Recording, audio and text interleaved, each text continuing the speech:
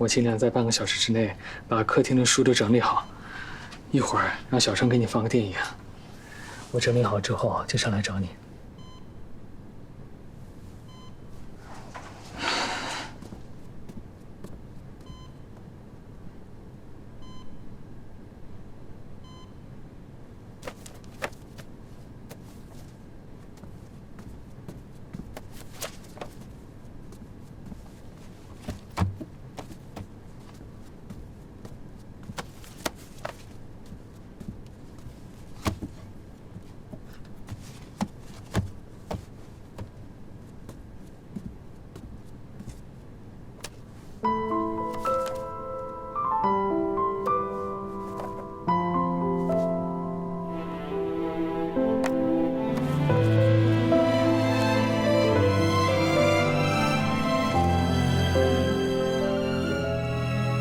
美人骨，世间罕见。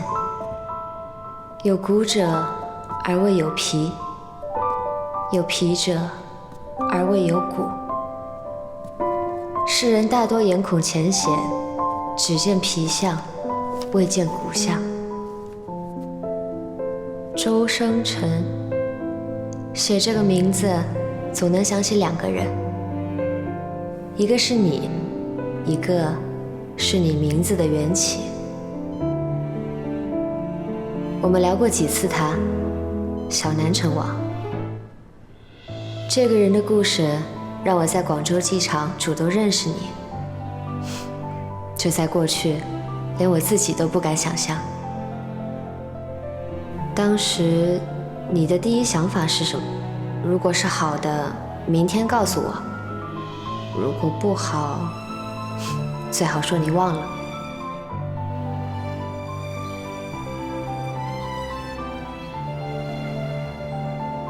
大家都说他是权将宁臣，但我不这么认为。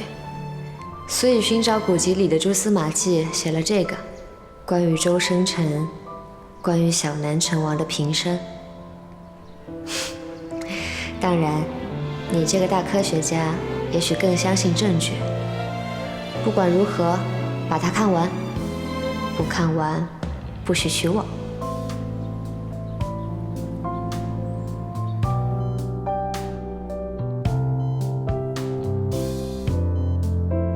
何为剔骨？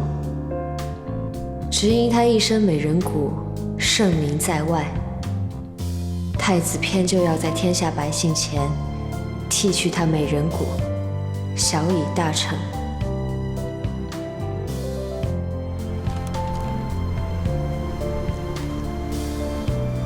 小南城王一生无妻无子，却与储君之妃屡传隐秘情事。小南城王死后，储君之妃命运。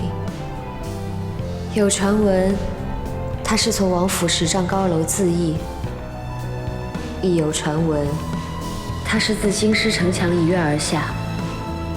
众说纷纭，终无定论。唯有王府藏书楼内，储君之妃手书整首上林赋为证，流传后世，渐成美谈。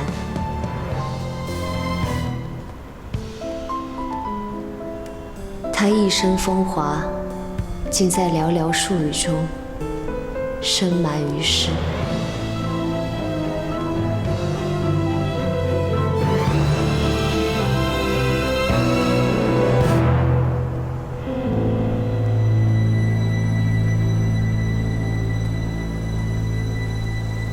要拍照吗？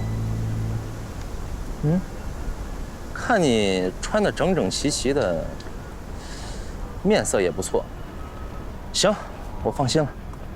放心什么？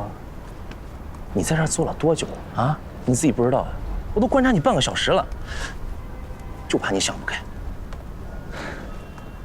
哦，对了，长安城有骑马的地方吗？长安？不知道，西安有，啊，不过要去旅游景区。你网上查查旅游攻略，找一个有骑马业务的景区，啊，上个山下个坡，过过瘾啊。哎，市区不让啊。